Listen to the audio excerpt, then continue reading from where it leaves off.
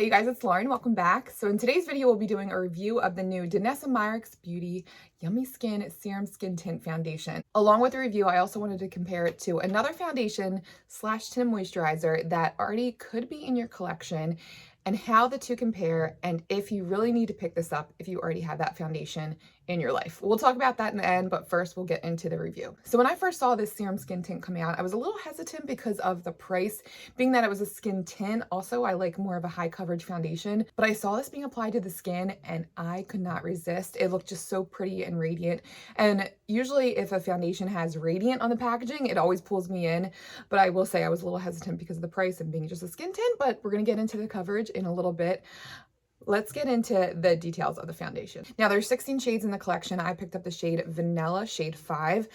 Don't let the shade name Vanilla fool you. This is not a neutral shade. This, as a matter of fact, leans very, very yellow. It's a very warm toned shade. It does blend into my skin tone pretty nicely. It didn't end up being a nice shade match, but just be fair warned, if you're more on the neutral side, this might be a little too yellow for you if you're looking into shade number 5. And as far as the claims go, this is a hydrating and smoothing skin tint that is skincare infused, that has light coverage. It has a skin-like and a radiant finish. And really nice ingredients in this. That's another reason that this foundation pulled me in. This says ceramides, squalene, peptides, all really nice plumping emollient agents that will plump up the skin, that will smooth the skin, hydrate the skin. So if you have dry skin, these are ingredients that will be your best friends. They are really nice emollient hydrating ingredients. And another big highlight for me as far as ingredients go, this does not have fragrance in it. It's a very gentle foundation, very soothing on the skin. All right, and then let's get into my review of this foundation. So I've been wearing this for at least 7 days now, and I'll just put it right out there. I cannot put this down. This applies so nicely to the skin. I love that it has this tip applicator, and I think it actually makes it easier just to apply it directly to the skin as opposed to on a beauty blender. It blends into the skin seamlessly. It's really hydrating on impact. It feels soothing on impact. So hydrating. That is the immediate standout for me when I first applied this, and just the ease of application. It really blends into the skin really nicely.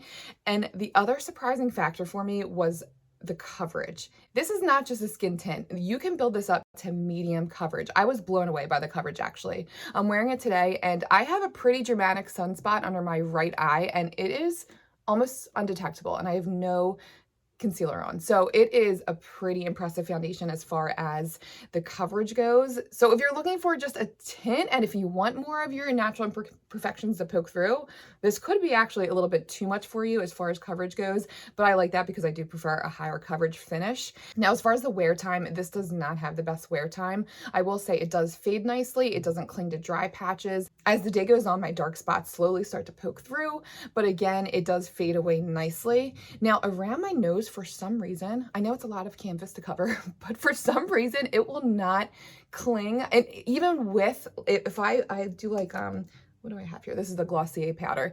Even with a light setting powder, it just does not cling around this area. So again, it does fade throughout the day, but it's a nice fade.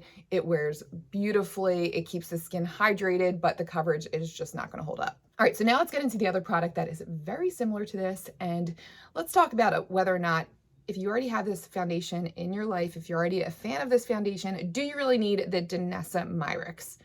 And that foundation is the Bare Minerals Complexion Rescue Tinted Moisturizer SPF of 30. I have been a fan of that foundation for a long time. I had it packed away. I haven't really reached for it in a while. I was reaching more for the Tower 28. I do love the Color Science, the Flex, especially now in the summer when I'm out in the sun more. I'm always looking for an SPF makeup hybrid product. So when I started trying this, I'm like, you know what? I do really love this, but I do miss that SPF factor. And it's reminding me of a product, and it's the Bare Minerals Tinted Moisturizer. It is exactly the same. There are some differences. We'll talk about that in a second, but let's do a little insert so you can see how these both look on either side of my face. All right, guys, so I had some good lighting in my car, so I wanted to show you guys how either side looked in natural light. I think it looks exactly the same on either side. There's some very minor differences, but the differences are minor, but let me show you. So I feel like On the Bare Minerals side, I think my texture is poking through just a little bit more. Do you see my pores are just showing up there a little bit? They're just more visible, but overall I feel like the coverage looks exactly the same. The finish looks the same, just as dewy on either side, not too dewy. I really love the finish of both of these. The Danessa is definitely a little smoother, but yeah, I mean, the difference is almost undetectable. So as you saw, they both look very similar on the skin. Let's talk about the pros of each, and then you can kind of decide for yourself if you really need this in your life, and if you already are a lover of the Bare Minerals Complexion Rescue, is this a necessity? So the Bare Minerals, the biggest pro for me, it did last longer. All right guys, so this week we're actually at the Jersey Shore. We just had a beach day. The foundation's been on my face for about 6 hours, and overall I feel like both sides look really good. I was gonna say pretty good. I think really good. I feel like it did fade, like the coverage faded. You can see the dark spots poking through on that right side, which this is actually the Danessa side. This side is the Bare Minerals. You can see my dark spots over here. But overall, I think today the Bare Minerals, as far as coverage goes, I think the coverage held up better on the Bare Minerals side. Another pro of the Bare Minerals, you're getting an SPF of 30. So that is huge for me. I'm always gonna apply an extra SPF layer underneath of that. An SPF of 30 is just not enough when you're applying a foundation, because you're not applying the exact amount you're going to need for that SPF of 30 coverage. So those are the two big pros for me for the Bare Minerals. You get the lasting power and you have the SPF of 30. And there are more shades of the Bare Minerals also, if that's another factor for you. There's 20 shades versus 16 of the Danessa Myricks. And then the Danessa Myricks, the pros of that, you saw that it was so much smoother on my skin. I shouldn't say so much. It wasn't a big difference, but I did notice more texture on the Bare Minerals side. It seems to sink into my pores a little bit more than the Danessa Myricks. The Yummy Skin Tint just kind of floats over the skin and really has a nice smoothing factor. Definitely more than the Danessa Myricks. Another pro of the Danessa, it is cheaper. So the Bare Minerals is $37 retail and the Danessa is $36, but if you're breaking that down into ounces, Bare Minerals is $31 per ounce and the Danessa Myricks is only $22 per ounce, because you're getting 1.58 fluid ounces in this huge packaging. So you're getting a lot more product.